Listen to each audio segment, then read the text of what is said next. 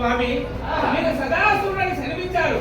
సదాశివుడి అర్ధనారీశ్వరం అంటే అర్ధమనగా సగము, నార్యనగా శ్రీకంఠము, అంత భాగము మహావిష్ణువు ఇచ్చారు, అంత భాగము పార్వతీదేవిని ఇచ్చారు. మరి ఆకారం ఎక్కడ లేదు, ఎక్కడ చూసినా లింగాకారమే. కానీ తమకు నిజ స్వరూపంలో ఈ భూలోకానికి రావడానికి కారణం ఏమి స్వామి? యా కుందర నరావింద సమాన దివ్యభూషణ లలాత్మక నాదు సౌందర్య శకామునియకు అటువంటి ముద్దులు మీద పార్వతీదేవి చూడగల స్వామి, ఆమె రూపురేఖ విలాసము మీరు చెప్పినట్లయితే మన సత్తుపల్లి పట్టణంలో ఎక్కడ ఉన్నా కానీ వెతికి పట్ట కష్టమైంది. అది ఏ విధంగా?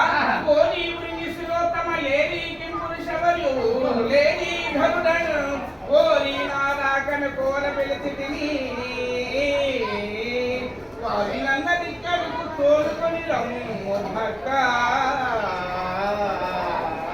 స్వామి చూసారా, మహాప్రతివిత పార్వతీదేవి. అటువంటి పార్వతీదేవి మనం చూడలేము. ఆమె రూపురేఖ విలాసంలో మీరు చెప్పినట్లయితే ఆమె ఏ విధంగా ఉంటుంది, మరి ఏ విధంగా ఉంటుంది మాకు ఒకసారి వివరంగా తెలియపరిచినట్లయితే మన సత్తుపల్లి ఎక్కడ ఉన్నా కానీ ఆ పార్వతీదేవిని తీసుకొచ్చి మీకు అప్పు చెప్తామండి.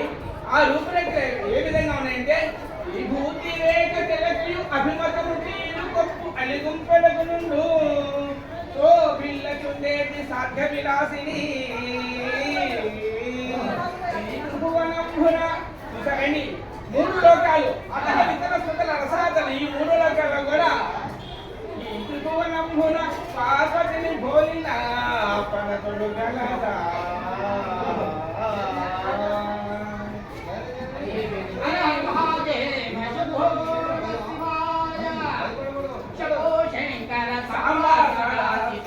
సాంబ సదా శివ సాంబ సదా శివ శంకర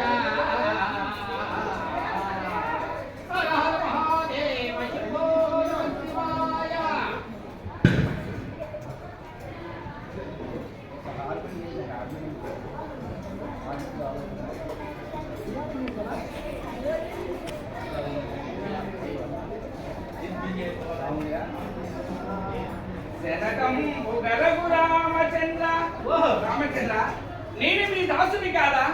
మీ పాద సేవక కన్య పరమార్థమెరుగు ఈ జీవికి భగవంతుడు భక్తుడు దూరముగునా తండ్రి రామచంద్ర. శతకం రఘు రామచంద్ర పాద సేవన మారుతికి జీవనంభూ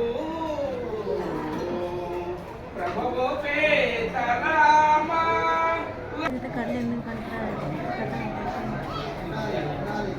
బాబు